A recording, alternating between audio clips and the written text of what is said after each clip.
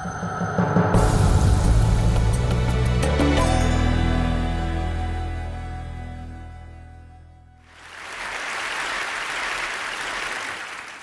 do we cheat? And why do happy people cheat? And when we say infidelity, what exactly do we mean? Is it a hookup, a love story, paid sex, a chat room, a massage with happy endings? Why do we think that men cheat out of boredom and fear of intimacy, but women cheat out of loneliness and hunger for intimacy? And is an affair always the end of a relationship? For the past 10 years, I have traveled the globe and worked extensively with hundreds of couples who have been shattered by infidelity. There is one simple act of transgression that can rob a couple from their relationship, their happiness, and their very identity: an affair. And yet, this extremely common act is so poorly understood. So this talk is for anyone who has ever loved.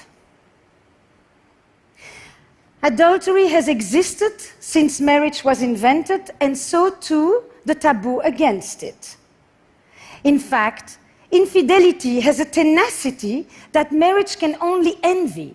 So much so that this is the only commandment that is repeated twice in the Bible. Once for doing it, and once just for thinking about it. So how do we reconcile what is universally forbidden, yet universally practiced? Now, throughout history, men practically had a license to cheat with little consequence, and supported by a host of biological and evolutionary theories that justified their need to roam. So the double standard is as old as adultery itself.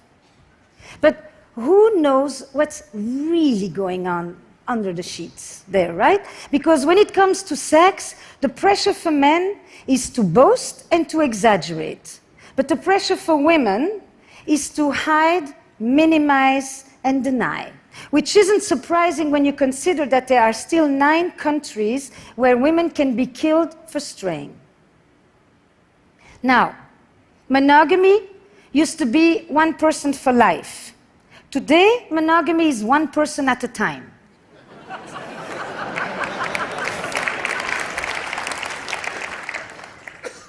I mean, many of you probably have said, I am monogamous in all my relationships. We used to marry and had sex for the first time, but now we marry and we stop having sex with others. The fact is that monogamy had nothing to do with love. Men relied on women's fidelity in order to know whose children these are and who gets the cows when I die. Now, everyone wants to know what percentage of people cheat. I've been asked that question since I arrived at this conference. It applies to you. But the definition of infidelity keeps on expanding. Sexting, watching porn, staying secretly active on dating apps. So because there is no universally agreed upon definition of what even constitutes an infidelity, estimates vary widely, from 26% to 75%. But on top of it, we are walking contradictions. So 95% of us will say that it is terribly wrong for our partner to lie about having an affair, but just about the same amount of us will say that that's exactly what we would do if we were having one.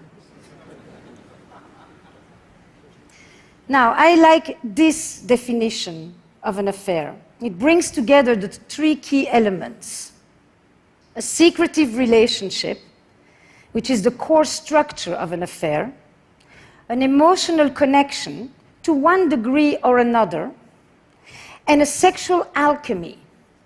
And alchemy is the key word here, because the erotic frisson is such that the kiss that you only imagine giving can be as powerful and as enchanting as hours of actual lovemaking.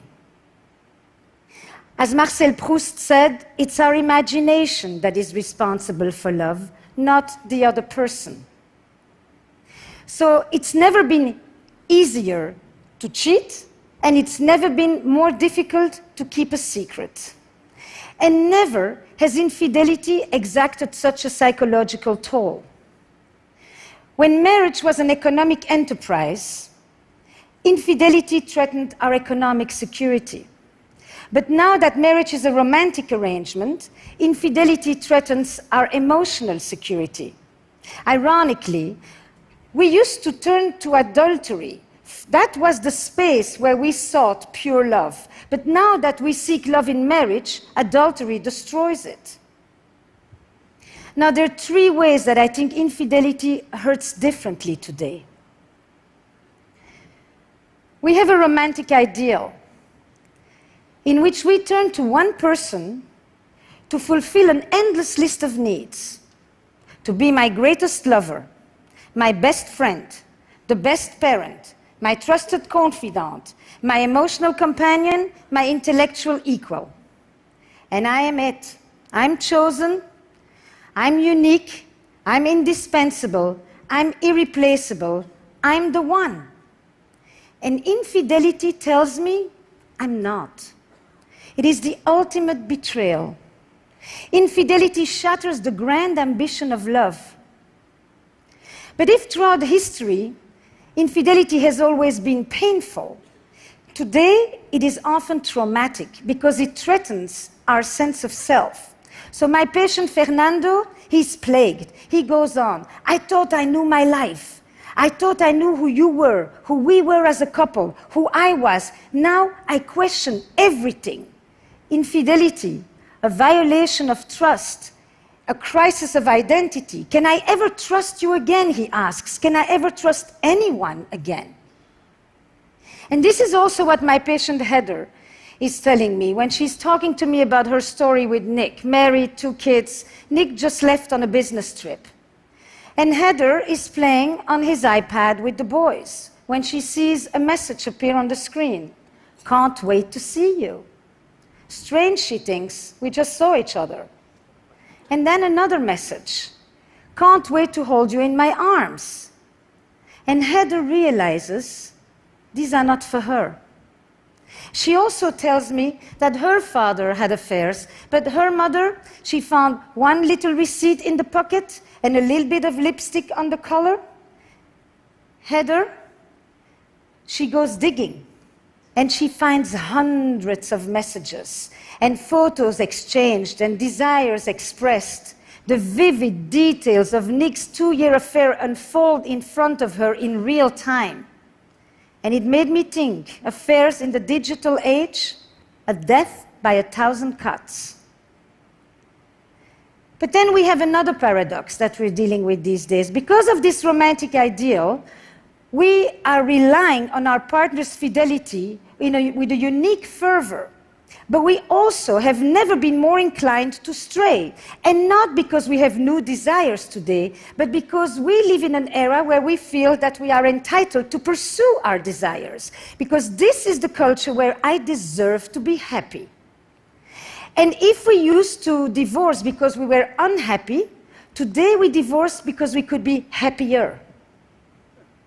And if divorce carried all the shame, today choosing to stay when you can leave is the new shame. So Heather, she can't talk to her friends because she's afraid that they will judge her for still loving Nick. And everywhere she turns, she gets the same advice. Leave him. Throw the dog on the curb. And if the situation was reversed, Nick would be in the same situation. Staying is the new shame. So if we can divorce, why do we still have affairs? Now, the typical assumption is that if someone cheats, either there's something wrong in your relationship or wrong with you. But millions of people can't all be pathological. The logic goes like this. If you have everything you need at home, then there is no need to go looking elsewhere. Assuming that there is such a thing as a perfect marriage that will inoculate us against wanderlust. But what if passion has a finite shelf life? What if there are things that even a good relationship can never provide? If even happy people cheat, what is it about? The vast majority of people that I actually work with are not at all chronic philanderers. They are often people who are deeply monogamous in their beliefs, and at least for their partner. But they find themselves in a conflict between their values and their behavior. They often are people who have actually been faithful for decades, but one day they cross a line that they never thought they would cross, and at the risk of losing everything. But for a glimmer of what? Affairs are an act of betrayal, and they are also an expression of longing and loss.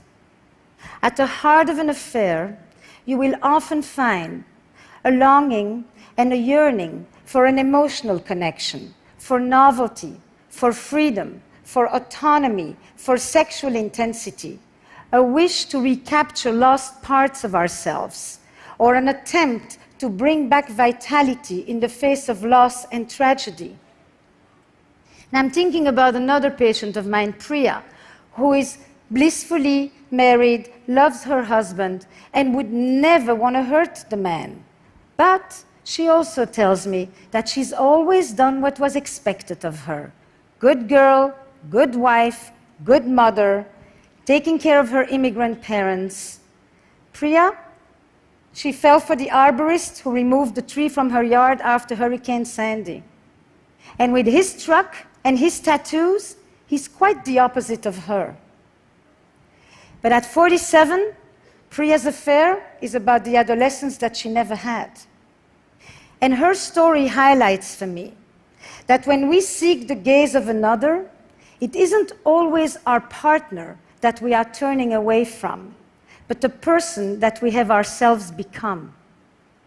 And it isn't so much that we're looking for another person, as much as we are looking for another self. Now, all over the world, there is one word that people who have affairs always tell me. They feel alive. And they often will tell me stories of recent losses, of a parent who died, and a friend that went too soon, and bad news at the doctor. Death and mortality often live in the shadow of an affair because they raise these questions. Is this it? Is there more? Am I going on for another 25 years like this? Will I ever feel that thing again? And it has led me to think that perhaps these questions are the ones that propel people to cross the line, and that some affairs are an attempt to beat back deadness and an antidote to death. And contrary to what you may think, affairs are way less about sex and a lot more about desire. Desire for attention, desire to feel special, desire to feel important. And the very structure of an affair, the fact that you can never have your lover, keeps you wanting. That in itself is a desire machine, because the incompleteness, the ambiguity, keeps you wanting that which you can't have. Now, some of you probably think that affairs don't happen in open relationships, but they do.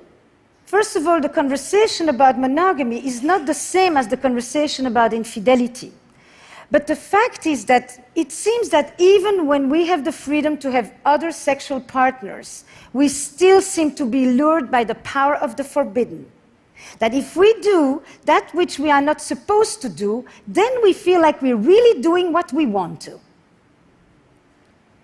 And I've also told quite a few of my patients that if they could bring into their relationships 1/10 of the boldness, the imagination, and the verve that they put into their affairs, they probably would never need to see me. So how do we heal from an affair? Desire runs deep, betrayal runs deep, but it can be healed. And some affairs are death knells for relationships that were already dying on the vine. But others will jolt us into new possibilities. The fact is, the majority of couples who have experienced affairs stay together. But some of them will merely survive, and others will actually be able to turn a crisis into an opportunity. They'll be able to turn this into a generative experience. And I'm actually thinking even more so for the deceived partner, who will often say, "You think I didn't want more? But I'm not the one who did it." But now that the affair is exposed, they too get to claim more, and they no longer have to uphold the status quo that may not have been working for them that well either. I've noticed that a lot of couples, in the immediate aftermath of an affair, because of this new disorder that may actually lead to a new order, will have depths of conversations with honesty and openness that they haven't had in decades. And partners who were sexually indifferent find themselves suddenly so lustfully voracious they don't know where it's coming from. Something about the fear of loss will rekindle desire and make way for an entirely new kind of truth. So, when an affair is exposed, what are some of the specific things that couples can do? We know from trauma that healing begins when the perpetrator acknowledges their wrongdoing. So, for the partner who had the affair, for Nick, one thing is to end the affair, but the other is the essential, important act of expressing guilt and remorse for hurting his wife. But the truth is that I have noticed that quite a lot of people who have affairs may feel terribly guilty for hurting their partner, but they don't feel guilty for the experience of the affair itself. And that distinction is important. And Nick, he needs to hold vigil for the relationship. He needs to become, for a while, the protector of the boundaries. It's his responsibility to bring it up. Because if he thinks about it, he can relieve Heather from the obsession and from having to make sure that the affair isn't forgotten. And that in itself begins to restore trust. But Heather, or deceived partners, it is essential to do things that bring back a sense of self-worth, to surround oneself with love and with friends and activities that give back joy and meaning and identity. But even more important is to curb the curiosity to mine for the sordid details. Where were you? Where did you do it? How often? Is she better than me in bed? Questions that only inflict more pain and keep you awake at night. And instead, switch to what I call the investigative questions, the ones that mine the meaning and the motives. What did this affair mean for you? What were you able to express or experience there that you could no longer do with me? What was it like for you when you came home? What is it about us that you value? Are you pleased this is over? Every affair will redefine a relationship, and every couple will determine what the legacy of the affair will be. But affairs are here to stay, and they're not going away. And the dilemmas of love and desire, they don't yield just simple answers of black and white and good and bad and victim and perpetrator.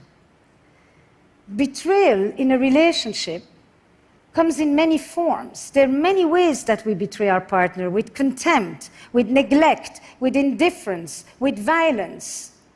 Sexual betrayal is only one way to hurt a partner. In other words, the victim of an affair is not always the victim of the marriage. Now, you've listened to me, and I know what you're thinking. She has a French accent. She must be pro-affair.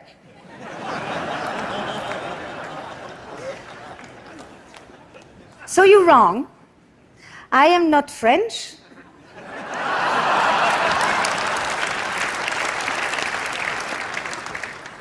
And I'm not pro-affair. But because I think that good can come out of an affair, I have often been asked this very strange question: would I ever recommend it? Now, I would no more recommend you to have an affair than I would recommend you to have cancer. And yet we know that people who have been ill often talk about how their illness has yielded them a new perspective.